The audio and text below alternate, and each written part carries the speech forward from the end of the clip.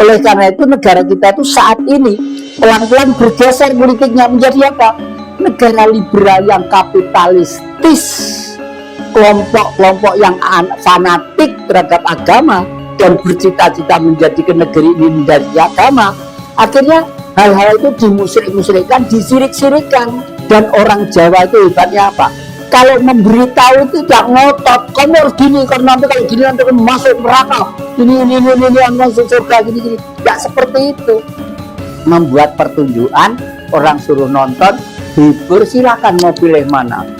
Ari-ari siji inoto wong sak donya asoka hiro hel ya aryo niridi gambarano srigati biyongiro Allahumma lilase.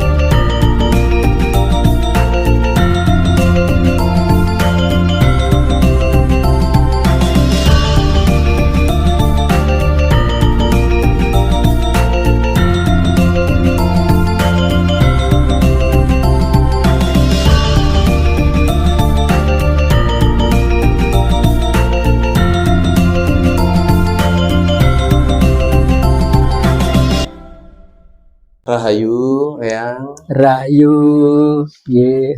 Pripun kabare yang Ya, doa restu dari adik-adik dan sahabat semua yang masih sehat, kuat, tegas, tekar, selalu sehat yang ya. selalu sehat. Niki sing nom-nom badhe tanglet kali sing sesepuh. Ya. Kali yang nggih. Ten Nusantara niki toh yang apalagi di Jawa toh yang pelaku spiritual ini kan kata toh yang dengan berbagai bendera dan berbagai macam ritual yang ya. Ragam jenis laku spiritual di Nusantara itu seperti apa sih yang?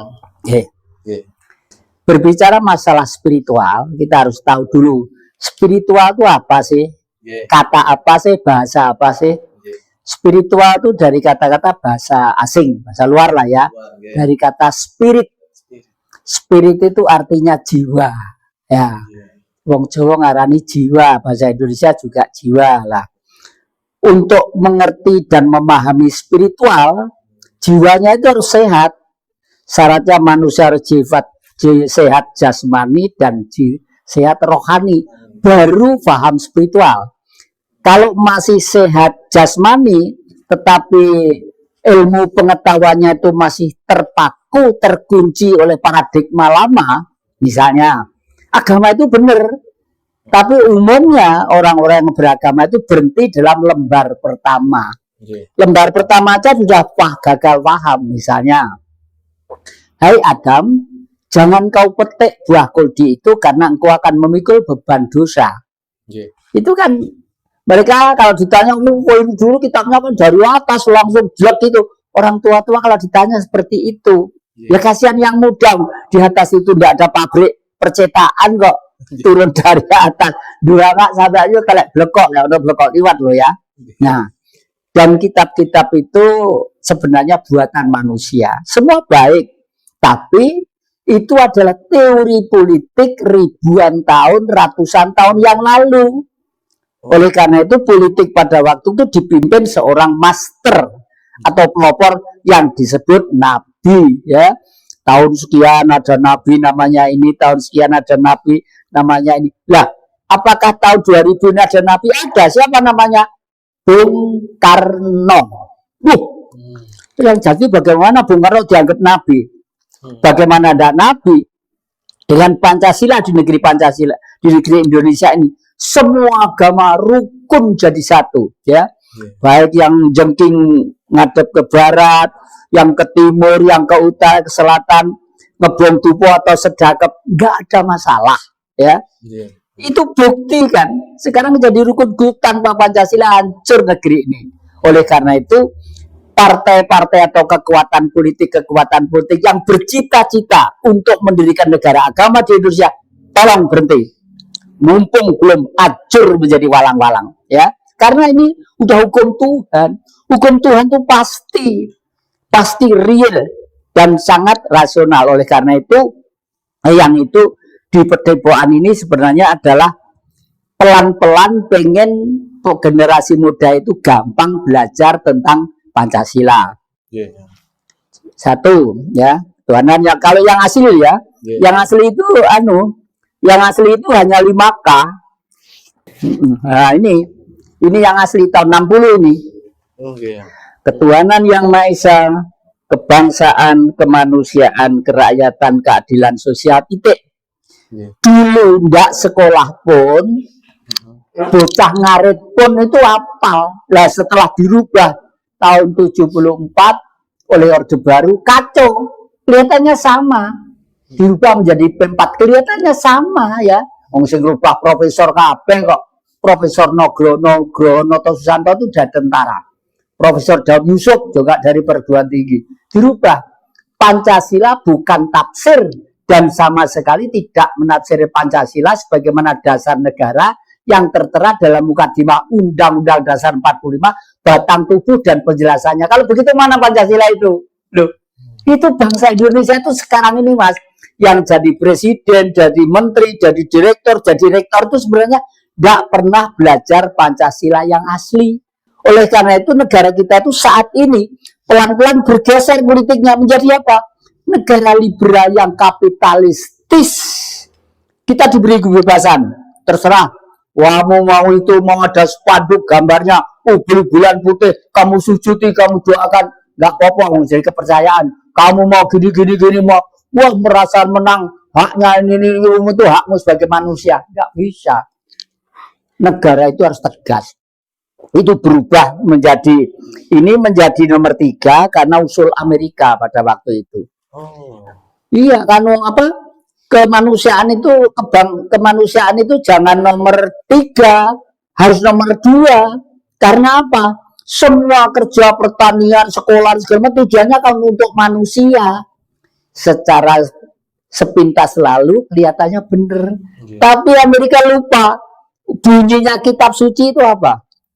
Hai manusia, engkau kuciptakan di muka bumi satu sama lain untuk saling mengenal. Jadi kita itu diciptakan untuk saling kenal. Dan Adam itu tidak satu. Adam itu ada 5. Setiap Adam dikasih benua. Orang hitam kasih Adam hitam, ya. Benuanya di Afrika. Orang kulit kuning dikasih Adam 1 di benua utara, namanya Julaihud, ya. Orang kulit keriting atau dikasih benua namanya Australia, ya. Sekarang aborigin itu ya. Itu juga dikasih Adam. Nah, kita bangsa Indonesia juga si Adam. Siapa Adam kita? Ki Lurah Bodronoyo atau Semar. Loh, itu kan wayang kulit. Wayang kulit itu kitab sucinya orang Jawa. Kitab suci, teori politik, teori ekonomi, teori kemanusiaan, teori alam semesta. Itu ada di situ semua. Oleh karena itu, kelompok-kelompok yang fanatik terhadap agama dan bercita-cita menjadikan negeri ini dari agama, akhirnya hal-hal itu dimusyrik-musyrikkan, disirik-sirikan. Sampai sekarang tuh di desa itu jarang sekali ada pertunjukan wayang ya. Padahal sekali pertunjukan wayang kulit, kaum marhen itu yang jual mulai bakul kacang, ya tukang ojek, tukang parkir, dapat duit semua. Dan orang Jawa itu hebatnya apa? Kalau memberitahu itu tidak ngotot, kamu harus gini, karena nanti kalau gini nanti kamu masuk neraka, ini masuk surga, gini. Tidak seperti itu. Membuat pertunjukan, orang suruh nonton, dihibur, silakan mau pilih mana. Mau pilih seperti Rahwono, mau pilih seperti Dosomoko, mau pilih seperti Puntadewa, Arjuna atau apa. Disitulah hebatnya. Dan ini semula berasal 1500 tahun Masehi ada di lereng Gunung Arjuna. Gunung Arjuna adalah gunung purba, gunung misterius.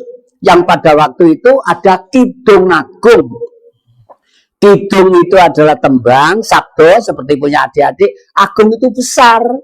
Artinya Gunung Arjuna itulah yang menceritakan asal mulanya terjadinya alam semesta dan lain sebagainya. Nah,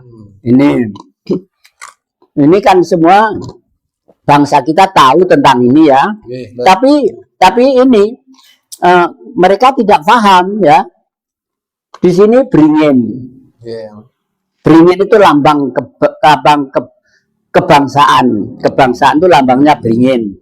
Tapi lambang ini pernah diselewengkan prakteknya di zaman pemerintahan Orde Baru, terus terang aja ya. Kenapa kok negara itu harus seperti beringin? Pohon beringin itu pohonnya besar. Dan di situ buahnya itu kecil-kecil gitu. Jadi kalau anak-anak kita belajar di bawah pohon beringin, mesti ngantuk cekluk gitu. Karena dia menyerap zat asam arang, lalu mengeluarkan zat asam yang dibutuhkan oleh manusia. Nah, artinya apa sih? Negara itu, rakyatnya itu tidur sehari-hari tidak boleh, harus kelaparan hidup. Supaya bertegal isi tidak boleh. Negara sugih yang ini kok hidupnya seperti itu tidak boleh. Itu tugas negara. Tugas negara itu adalah ngayomi, melindungi rakyat supaya antem, ayem, tentrem, gemah, ripah. Nah, ini banteng. Banteng itu lambang kerakyatan ya. Kenapa kok banteng? Kok enggak gajah yang dasi gede? Kok enggak buajo yang ini yang kuat? Kok enggak harimau yang tegar gitu ya? Banteng itu hidupnya itu apa ya? Hebat sekali, rukun guyup. Bangsa Indonesia itu menirukan hidupnya banteng ini. Kalau adik-adik ke Alas Purwo, di situ ada ribuan banteng. Kalau jam 5 pagi itu pergi ke padang rumput, jam 5 pagi itu ke padang rumput gini ya, ribuan. Anehnya dari ribuan banteng itu dijaga oleh satgas, ya, dijaga oleh satgas. Di depan satu, kiri satu, kanan satu, kiri satu, belakang satu. Satgas itu banteng yang muda-muda. Anehnya deh, waktu menjaga itu tidak ada yang ikut makan rumput loh, aneh loh. Karena apa? Melindungi yang di dalam. Yang di dalam ada bebeknya, ada ibunya, ada bapaknya, ada paliknya, ada adiknya. Dilindungi. Kalau ada binatang yang lorek-lorek seperti itu, gambar macan itu, dikejar sampai mati. Nah, tetapi kalau sudah tua, sudah mungkin seumur kakek ini ya, sudah malu. Di rumah marah-marah terus, jadi malu. Kalau saya ngatur terus yang muda-muda nanti kreativitasnya bagaimana, kemerdekaannya bagaimana. Pergi meninggalkan diri dari lingkungan keluarga, mencari teman-temannya yang mati di hutan. Terus di hutan itu di tengah-tengah ada tumpuan kerangka-kerangka banteng numpuk. Dia tahu, dia langsung duduk dobrok di situ. Sengaja tidak makan, tidak minum supaya mati seperti kawan-kawannya. Itulah yang disebut banteng mati ngorak. Apa ndak hebat gitu. Lah kok sekarang orang tua itu masih rebutan ini, rebutan itu, memalukan sebagai orang hidup. Makanya lalu yang kedua, ini kebangsaan itu tadi sudah saya jelaskan. Lalu kemanusiaan. Kenapa Pancasila itu kok sangat gandrung dengan kemanusiaan? Dan ini pernah dipidatokan Bung Karno 30 September di PBB. Bung Karno pidato di PBB, we have the 5 principle of Indonesia, belief of God, nationalism, democratic and social justice. Waduh, mendapat tepuk tangan yang gemuruh. Nah, Bung Karno sadar kalau manusia seluruh dunia itu sama, nggak ada negro, nggak ada Cina, nggak ada Burijik, nggak ada merah, nggak ada putih, semua sama. Hanya kulitnya aja yang lain karena pengaruh geografis dan alam itu loh. Digambarkan seperti ini. Setiap manusia mesti punya, ini karangan saya sendiri di kitab suci tidak ada. Ini yang licip-licip di tengah di luar ini adalah angen-angen ya. Angen-angen itu membungkus tubuh.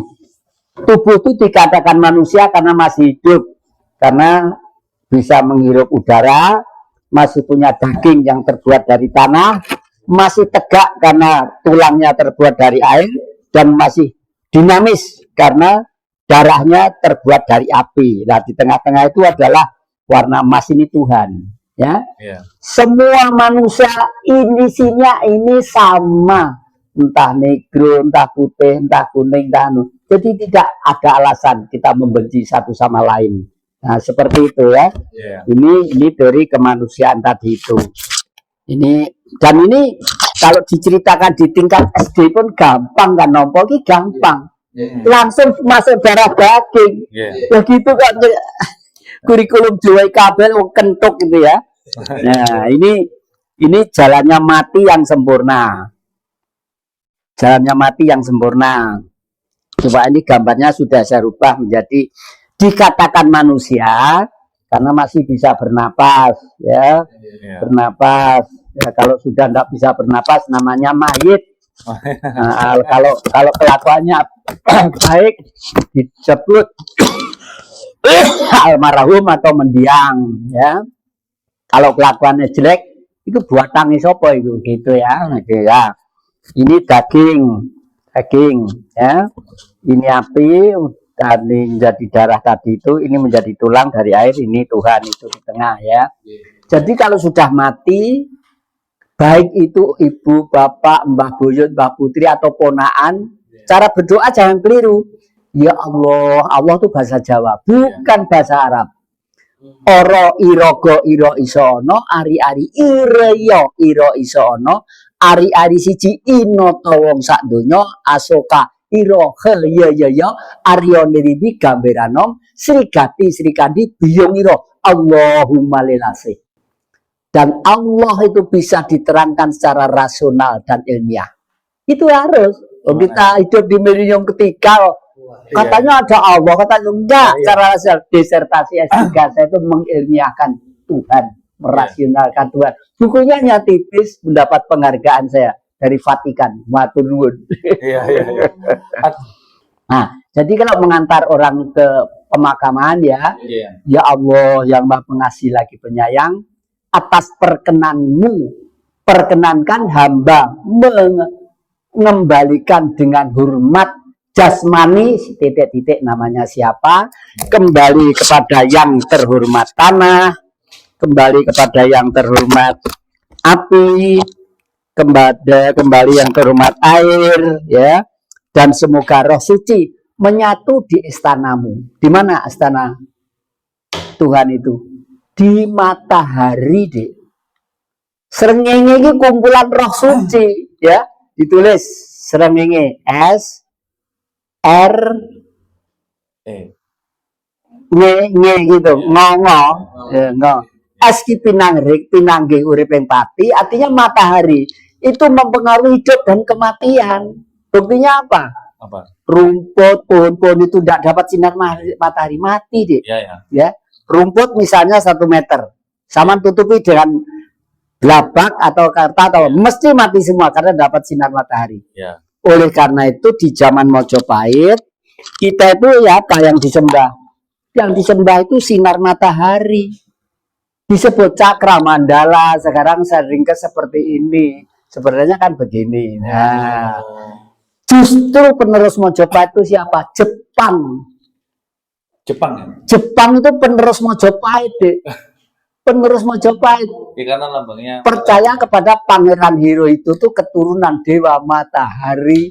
Sebenarnya bukan seringnya keturunan orang Mojopahit. Gitu loh. Ini real ini.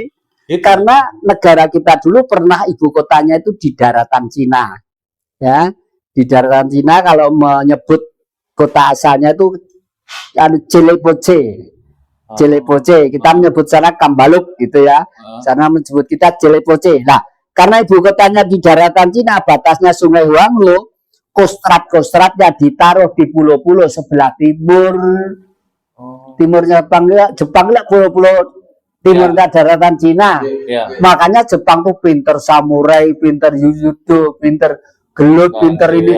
Ya karena tentara semua dulu. Gitu. Sejarahnya ya. Iya gitu. Ini kitab suci 1 kontainer dengan ilmu politik 1 kontainer, saya ringkes jadi 1 lembar. Kalau ikut Tuhan jalannya ini, kalau ikut setan jalannya ini. ya toh. Iya. Di sini saya terangkan Sang Maha Esa. Artinya Tuhan itu satu. Iya. Jangan seperti sekarang, semua punya Tuhan sendiri-sendiri, ini punya sendiri.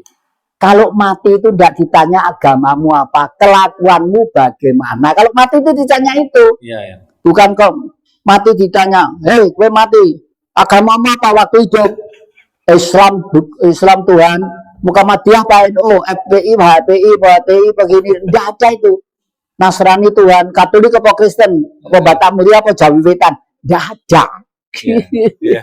Yang bertanya itu adalah otak kita. Iya. Pada waktu hidup tuh masih merekam kelakuan kita waktu hidup. Jadi sekarang ini, kalau yang ini karena sadar dengan itu, daripada hidup bertele-tele beragama enak menjadi bertuhan. Loh kenapa? Loh hidup bertuhan itu ya? Iya. Loh lah kamu belajar agama itu bagaimana? Tujuannya semua agama itu supaya kita menjadi bertuhan. Kalau sudah bertuhan itu hukumnya apa sih? Cinta kasih. Iya. Kepada semua saja, kepada cacing, kepada ini, kepada ini. Hanya karena kita manusia diberi tangan dan otak untuk berpikir. Misalnya kita digigit nyamuk, kalau kita biarkan, wah ini ya umat Tuhan, ya jangan. Kita diberi tangan dan pikiran untuk, nah, ya kalau nyamuknya enggak malaria, kalau malaria kan Iya. gawat ya, itu, jadi itu. Nah ini tapi hidup ini ada yang bahan bakunya dari 5, dari air, api, udara dan tanah.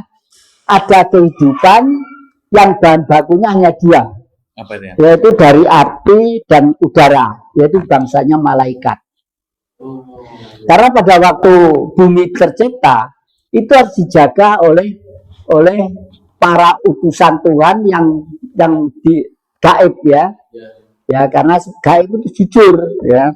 Sebut malaikat karena terbuat dari api dan udara saja. Ya. Tapi karena malaikat itu bisa berpikir, iri juga dengan manusia loh. Manusia kok bisa buat HP, kok bisa ngomong-ngomong, kok bisa buat gambar bergerak, kok bisa gini-gini. Akhirnya ini mengganggu manusia. Tuh, manusia kok bisa buat kerajaan kaya raya gini kan, kok gini-gini deh. Akhirnya mengganggu manusia lah. Manusia yang terganggu oleh jin yang ingkar tadi itu, malaikat yang ingkar tadi itu, keberaniannya kecil, kesuciannya kecil, tapi cita-cita pengen kaya raya, pengen dinastinya terus berkembang, dan pengen mempunyai harta kekayaan yang sebanyaknya menjadi begini ini bentuknya. Nah, ini dianut oleh apa? Dianut oleh kapitalis dan ateis. Ini dianut oleh kapitalis. Kapitalis itu adalah orang yang hanya uang yang mampu menolong segala-galanya, menguasai dunia bila perlu. Nah, ateis karena ini bergerak, ateis juga begitu. Ateis itu orang yang tidak percaya dengan gaib, ya. Kalau gaib pokoknya orang pakai pikiran bekerja ya suge gitu loh. Karena yang satu ini bertentangan dengan ini, akhirnya dua-duanya itu karena hidup dalam politik mesti membentuk kekuatan yang namanya persenjataan. Membuat nuklir, membuat bom, membuat kalau sudah membuat bom dan nuklir, yang ada apa clash kan, perang kan, seperti sekarang di Israel, ya, bom-boman, waduh kayak gitu bilangnya itu. Nah, ini apa? Ini ada mengalahkan segala cara, akhirnya kehancuran setan.